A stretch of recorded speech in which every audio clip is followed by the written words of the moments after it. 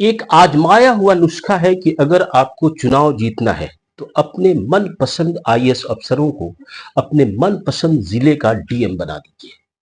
आज जिस तरह से बिहार में आईएएस अफसरों का तबादला हुआ है, जिस तरह से आईएएस अफसरों की पोस्टिंग हुई है, उससे अगर आप बिल्कुल बारीकी से देखें तो भारतीय जनता पार्टी ने 18 में से 15 जिलों में अपनी पसंद के डीएम को तैनात कर दिया है। इस तरह से पहली खेप में जो 18 जिलों के आईएएस ऑफिसरों का तबादला हुआ है, डिस्ट्रिक्ट मजिस्ट्रेट का तबादला हुआ है, इसमें से 90% से ज्यादा IAS officer Bharatiya Janata party के खेमे के हैं। और अगर आप और बारीकी से देखें तो आप देखेंगे कि इस पूरे तबादले की प्रक्रिया में दलित, पिछड़े, अनुसूचित जाति और मुसलमान आईएएस अफसरों को संट कर दिया गया है। हाँ, कुछ आईएएस ऑफिसर गिने चुने ऐसे हैं जो नीतीश कुमार के खास पसंद के आईएएस ऑफिसर हैं, उनमें से 2-3 को ही छोड़ा गया है।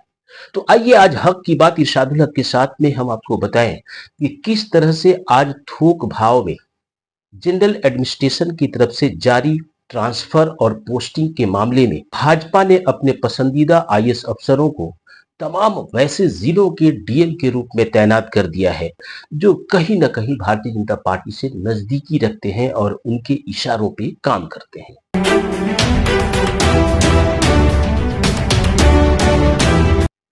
अगर आप इसे और बारीकी से देखना चाहें तो आप देखेंगे कि कैसे सवर्णों का कब्जा हो गया है और दलित, पिछड़े या आदिवासी कैटेगरी के जो आईएएस ऑफिसर हैं उन्हें जिलों से उठा करके कहीं निगम बोर्ड में शंट कर दिया गया है। तो क्या इस आईएएस ऑफिसरों के इस ट्रांसफर में नीतीश कुमार की नहीं चली है? नीतीश कुमार को क्या भनक तक नहीं लगी है? जैसा कि अक्सर विपक्षी पार्टियां आरोप लगाती हैं कि कई फैसले ऐसे ले लिए जाते हैं जिनके बारे में ये बता दिया जाता है कि मुख्यमंत्री की अनुशंसा प्राप्त है, लेकिन मुख्यमंत्री को पता तक नहीं चलता। आज हम उस तरह के किस्से सुनाएंगे। ये किस्सा इसलिए भी जरूरी है कि आपको याद होगा कि 2020 के चुनाव में कई सीटों पर जो जिला पदाधिकारी हैं, जो रिटर्निंग ऑफिसर होते हैं, जिनके मातहत चुनाव की सारी जिम्मेदारी होती है, उन्हें घोषित करना होता है कि कौन सा प्रत्याशी कहां से जीता।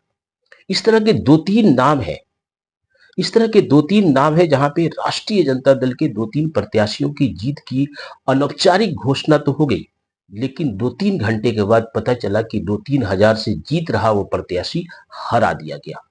और इस खेल में राष्ट्रीय जनता दल ने पूरी तरह से आरोप लगाया कि ब्यूरोक्रेसी का दुरुपयोग किया गया है, रिजल्ट को रोक करके रखा गया है और अंत में इस तरह के 3-4 प्रत्याशी ऐसे थे जो जीतते जीतते हार गए। कई ने तो खुशी में मिठाइयां बांटनी शुरू कर दी, लेकिन उन्हें सर्टिफिकेट देने में देर की गई और अंत में पता चला कि वो हार गए। तो क्या इस बार भी उसी तरह का कुछ खेल हुआ है? इस खेल को समझने के लिए उस सूची पे आपको नजर डालनी पड़ेगी जो ये बताती है कि कैसे पिछड़े वर्ग के आईएएस ऑफिसरों को या फिर जो इक्के दुक्के मुस्लिम आईएएस ऑफिसर हैं उन्हें संटिंग के पोस्ट में डाल दिया गया है। एक तो पिछड़े अति पिछड़े आईएएस ऑफिसर ही ना के बराबर हैं, लेकिन जो हैं भी उन्हें उनके पदों से हटा करके किसी ऐसी जगह पे संट किया गया है जहां पे उनके चुनाव में उनकी कोई उपयोगिता नहीं है।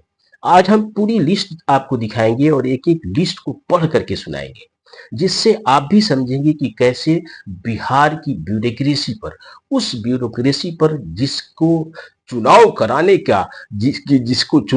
की जिम्मेदारी दी जाती है, उसमें पूरा किस तरह का खेल रचा गया है।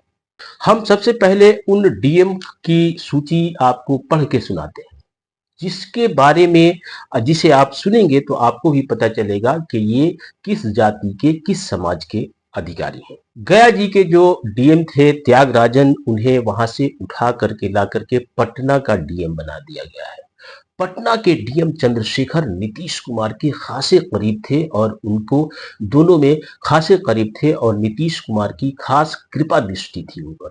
तो उन्हें प्रमोशन दिया गया है और प्रमोशन देकर के उन्हें पटना का कमिश्नर बना दिया गया है। दूसरा नाम गया में शशांक शुभंकर को गया भेजा गया है और इसी तरह मुंगेर में अरविंद शर्मा को डीएम बनाया गया है। नालंदा में कुंदन कुमार को बनाया गया है। कुंदन कुमार के बारे में हम बताएं कि ये कई जिलों में डीएम रह चुके हैं। बेतिया में इन्होंने काफी अच्छा काम किया था। उसके बाद नीतीश कुमार की खास इन पे नजर रही है। तो कुंदन कुमार एक तरह से नीतीश कुमार की खास उनकी दृष्टि रही है। तो कुंदन कुमार को उस हिसाब से नालंदा का डीएम बनाया गया है ताकि नीतीश कुमार को ये न लगे कि उनके लोगों को दरकिनार किया गया, या फिर नीतीश को ये बताया जा सके कि हमने आपके चहेतों को आपके जिला में भेज दिया है। इसी तरह से आप देखें कि मधुबनी में आनंद शर्मा को मधुबनी का डीएम बनाया गया है। उसी तरह अगर आप देखें कि बांका में नवदीप शुक्ला को डीएम बनाया गया है। बक्सर में विद्यानंद सिंह को डीएम बनाया गया है। गोपालगंज में पवन कुमार सिंह को डीएम बनाया गया है। वैशाली में वर्षा सिंह को बनाया गया है। वहां पे वैशाली के डीएम थे बेचारे मीणा, जो अनुसूचित जनजाति के थे, उनको उठा करके कहीं और भेजा गया है और फिर उन्हें डीएम के पद पे भी नहीं रहने दिया गया है। तो इस तरह से सामान्य प्रशासन के द्वारा ये तबादले किए जाते हैं। गवर्नर के दस्तखत से ये नोटिफिकेशन जारी हुआ है। अब हम आपको दिखाते हैं कि कैसे चुन चुन करके वैसे अधिकारियों को, जो या तो कमिश्नर के रैंक पे थे या सेक्रेटरी के रैंक पे थे या फिर ज्वाइंट डायरेक्टर के रैंक पे थे और प्रभावशाली पदों पे थे, कहीं ना कहीं चुनाव में उनका इन्वॉल्वमेंट था, उनको कैसे साइड किया गया है। उस सूची को भी अगर आप देखें तो आप समझ सकते हैं कि कैसे बिहार में ट्रांसफर और पोस्टिंग का जो खेला हो रहा है चुनाव से ठीक पहले। इसमें याद रखने की बात है कि चुनाव आयोग ये कहता है कि जो लंबे समय से एक पद पे कोई अफसर बैठा है तो उसे हटा देना चाहिए, और चुनाव के 6 महीने पहले अगर आप किसी की पोस्टिंग करते हैं, ट्रांसफर करते हैं, तो उस पे आमतौर पर चुनाव आयोग कोई हस्तक्षेप नहीं करता। हालांकि चुनाव आयोग को अगर शिकायत मिलती है और चुनाव आयोग ये मानता है कि इस तरह की कुछ गड़बड़ियां हैं, तो वो अपनी तरफ से डायरेक्ट नोटिफिकेशन जारी कर सकता है, लेकिन ये तब संभव है जब चुनाव की प्रक्रिया शुरू हो गई हो। तो अब कुछ लिस्ट और हम आपको बताते हैं। मनीष कुमार एक नीतीश कुमार के खास करीब एक आईएएस ऑफिसर है जो 2005 बैच के हैं। उन्हें ट्रांसफर किया जाता है और उन्हें मत्स्य पालन विभाग में भेज दिया जाता है, जो कि दरभंगा के डीएम थे।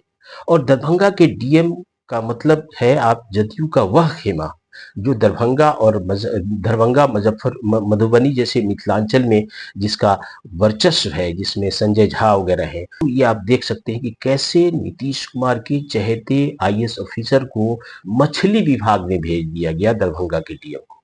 इसी तरह 2010 बैच की आईएएस ऑफिसर जो है रचना पाटिल, ये काफी नीतीश कुमार को समझती थी और एक महत्वपूर्ण विभाग जो जनरल एडमिनिस्ट्रेशन का विभाग है, उस विभाग से इनकी छुट्टी कर दी गई है और कला संस्कृति विभाग में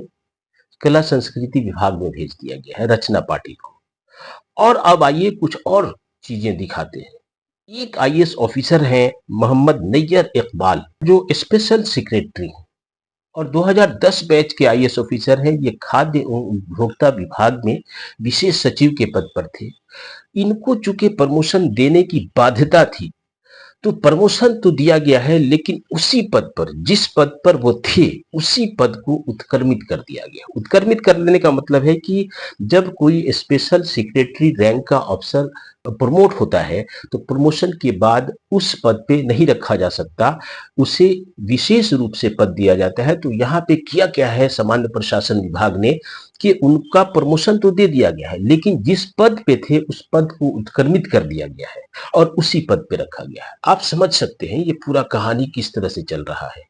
यशपाल मीणा का, जैसा कि हमने पहले जिक्र किया कि ये वैशाली के डीएम थे और बिहार के एकमात्र अनुसूचित जनजाति की श्रेणी से आने वाले यशपाल मीणा को उनके पद से हटा करके उन्हें जल संसाधन विभाग में भेज दिया गया है, यानी कि ऐसे विभाग में जहां पर चुनाव में डायरेक्ट इन्वॉल्वमेंट उनका नहीं हो सकता है। अनुसूचित जनजाति के इस अधिकारी को भी उनके पद से, वैशाली के डीएम के पद से हटा करके कहीं और ले जाया गया। और एक आईएएस ऑफिसर है इनायत खान, जो 2012 बैच की आईएएस ऑफिसर है। हाल ही में कई जिलों में वो डीएम रही। तो ये निबंधक निबंधक सहयोग समितियों के निबंधक के तौर पे थी। इनका जो है ट्रांसफर किया गया और ट्रांसफर करके शिक्षा विभाग में आधारभूत संरचना निगम जो है उसका इनको एमडी बना दिया गया। तो इस तरह से कैसे चुन चुन करके वैसे अधिकारियों को जिनको फील्ड में भेजा जाए ताकि ताकि उनके ऊपर इनका विश्वास नहीं है, और इसी आधार पर ये पूरी ट्रांसफर पोस्टिंग करने की कोशिश की गई है। इसी तरह से सिवान के जो डीएम हैं मुकुल कुमार गुप्ता, मुकुल कुमार गुप्ता को आप नाम से समझिए, मुकुल कुमार गुप्ता का ट्रांसफर कर दिया गया है और इन्हें उद्योग विभाग में डायरेक्टर के पद पे भेज दिया गया है, यानी कि ये भी अब चुनावी कार्यों से बिल्कुल अलग रहेंगे। और बक्सर के डीएम अंशुल अग्रवाल को भी हटाया गया है और बक्सर के डीएम अंशुल अग्रवाल को हटा करके सहयोग समितियों में भेज दिया गया है। तो इस तरह से आपने देखा कि चुनावी वर्ष में चुनाव मुश्किल से 5 महीने बचे हैं, इसमें ये 18 से ज्यादा जिलों के आईएएस अफसरों को ट्रांसफर किया जाता है और जिसमें से 15 के करीब ऐसे आईएएस ऑफिसर हैं जो कहीं ना कहीं से भारतीय जनता पार्टी के नेताओं के पसंदीदा अफसर हैं, उन्हें वहां का डीएम बनाया जाता है। तब आप सोचिए कि चुनावी वर्ष में इस तरह के तबादले किस तरह से चुनाव प्रक्रिया को प्रभावित कर सकते हैं क्या? आप हमें अपनी प्रतिक्रिया जरूर दीजिए।